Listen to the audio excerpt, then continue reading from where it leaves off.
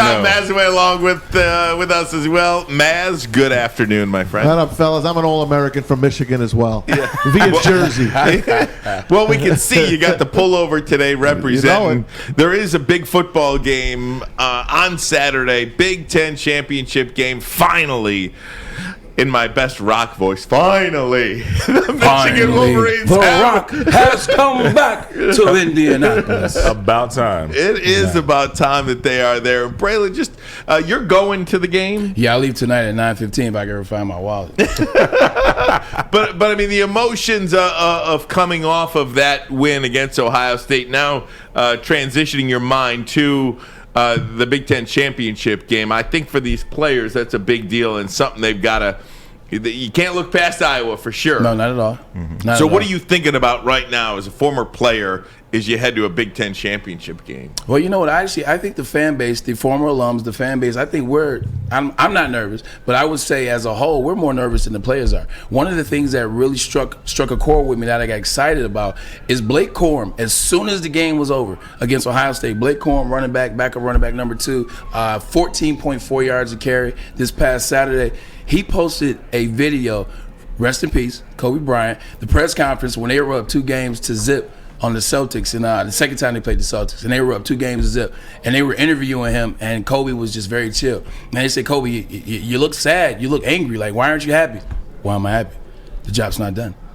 We're only up 2-0, job's not done. There's a lot more out there for us. He posted that. Jim Harbaugh immediately talked about Iowa. Aiden Hutchinson immediately talked about Manifest Destiny. We belong January 9th. They've all been talking about that. They acted like they didn't beat Ohio State. Hell, we were more sentimental about the Ohio State win than they were. They were happy, they were excited, and I guarantee they moved past it immediately. And that's why I don't feel any type of way, and I know they're going to get the job done. Jarret, your take on this one. Just, obviously that win over Ohio State was, I think, an iconic. I think that's the word to me. Maybe it was because of the snow. Maybe it was because of how long it has been. But that was an iconic win in Michigan football history to get it done. Not much expected of the Wolverines this year. To go from that and now transition to this game against Iowa when everybody's kind of placing you in the college football playoff, what's that transition like? I mean, it's big. I mean, but I agree with Braylon. Just listening, this team is different this year. You listen to their mindset and the things that they talk about, and they're focused. You look at the Ohio State game and, in the tradition of what that game means, it's never been about talent. It's about your will to win and who wants it the most. And these guys, they obviously wanted it more, and it's about time. But, going into this game, they know that Iowa is a storybook program as well, and they're going to come out and they're going to want to punch you in the mouth. I mean, it's going to be a physical game, but I think these guys are the mentality is that, look, we're not done yet. And so I think we're going to be okay, but it's going to be a close game in the beginning. We'll get back into Iowa. I want to talk to you about something. And we've been talking. Devin came on yesterday, Devin Gardner. Brandy came on yesterday. Good deal. Yeah, everybody loves Brandy, man. So, but I want to talk to you about something. The identity of Michigan, if you go back in terms of when you played, when I played, when my dad played, when Brandy played, the identity was the trenches. Yes. The identity was the big guys, the big uglies were going to dominate the line of scrimmage, and on the defensive line, they weren't going to let you go anywhere.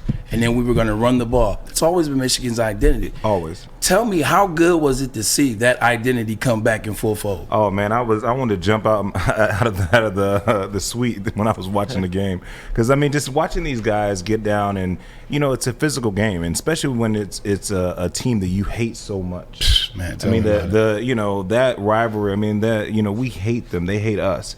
And to see, especially all the stuff that was going on in the tunnel and so forth, I mean, it was the excitement. But to watch these guys pound Ohio State like that, I mean, it was a throwback game. Yeah. That's what it felt like. And and you're right, in the trenches, Michigan, that's where we live, man. And that's where the grown men play, dude. Yeah, like people that don't understand, in terms of, because a lot of people will look at it and they'll say, oh, C.J. Stroud almost had 400 yards passing. The 3 wide receivers they got off, Travion Henderson had over 130 yards of total offense. They did that. But if you know the game, if you played the game, you could watch the trenches and you could see what the domination was. People like, well, if they would have called a couple more plays, they could have won. You know, all that BS. No. Who says that? No. Ohio State. They're like, well, you know what? This is what Ohio State has been saying. Ryan Day outcoached himself. Like Ryan Day outcoached himself from a win. No, what happened was they got dominated in the trenches. That's where they lost the game. Those guys didn't want to play anymore. Nope. And there's a couple plays I wish we could go back and watch them and show them. There was a couple times where seeing guys in the trenches, they gave up. Mm-hmm. They took their will. I mean, that's what it boils down to. And you mentioned that, Jarret. I think that the key point in that game was that second half possession, that 3-and-out on Ohio State, yes. And then all of a sudden Michigan relatively with ease came down and scored a touchdown. That to me said a lot. Don't forget holding them to a field goal after the turnover. That was huge. That turnover was huge because as a defense, and when you had that sudden change like that, and to come back and hold them like that gave so much confidence. And these guys, you can tell from day one, from the onset of that game, they believed. It was no matter what was going to happen on that field, they felt that they were going to win this game, and it showed. Talking to Jarret Irons, former Michigan Wolverine, 93 to 96, and of course two-time captain, All-American as well, 95 and 96. And you guys, Jarret and Braylon, you talk about what Michigan can do in the trenches, what Michigan can do up front. I look at that and I say, that gives them a chance to keep going here. That's how you beat Iowa. That's how you win that semifinal game. And heaven forbid, that is exactly how you win a national championship, because you can dominate up front. You can run the football. You can play defense. You can convert on third down when your quarterback has time to throw. Heaven forbid, he doesn't even need to throw because you're gashing him for 6-7 yards of carry on the ground. What does that and again, I don't want to look past Iowa, but how do you think this team sets up for a run at a national championship? I think it's laid out perfectly, to be honest with you. Not to look past Iowa, but I mean, if we take care of our business, I mean, it does set up that way to look that we could run it. I mean, and the great thing about this team is that they're well balanced in so many areas, and in whoever we play, they have to defend all of it, and the confidence that they have. One thing about that last week, I mean, Josh Gaddis, the way he called that game, perfect game. Oh my goodness, perfect. I mean, it was just amazing watching how he played, how he called that game. How frustrating is it? Like, I was frustrated though watching that game almost. Not really, but because you didn't see it all year. Yeah. I mean, like if you did that at Nebraska, maybe Michigan wouldn't have been trailing by 3 with 5 to play. I understand, like tongue in cheek, of course, but you look at a season. I mean, it's about momentum, and it's about the ebb and flow of a season. Like, you look at when they went to Wisconsin and won, that was a huge lift for them, a huge confidence builder. Then come back the following week, play. I know I spent a lot of time in Nebraska. My older brother played in Nebraska for Tom Osborne, so it's a tough place to play. I know they're not the same teams as those back in the past, but that fan base, I mean, they're like they travel like Michigan. They pack it. They're very loud. To win that night game like that built more confidence. So it's just that momentum that these guys have continued to get better each week. And like the way he called that game Saturday, he couldn't have called it. Those players weren't ready for that. Calling a game like that in Wisconsin or Nebraska.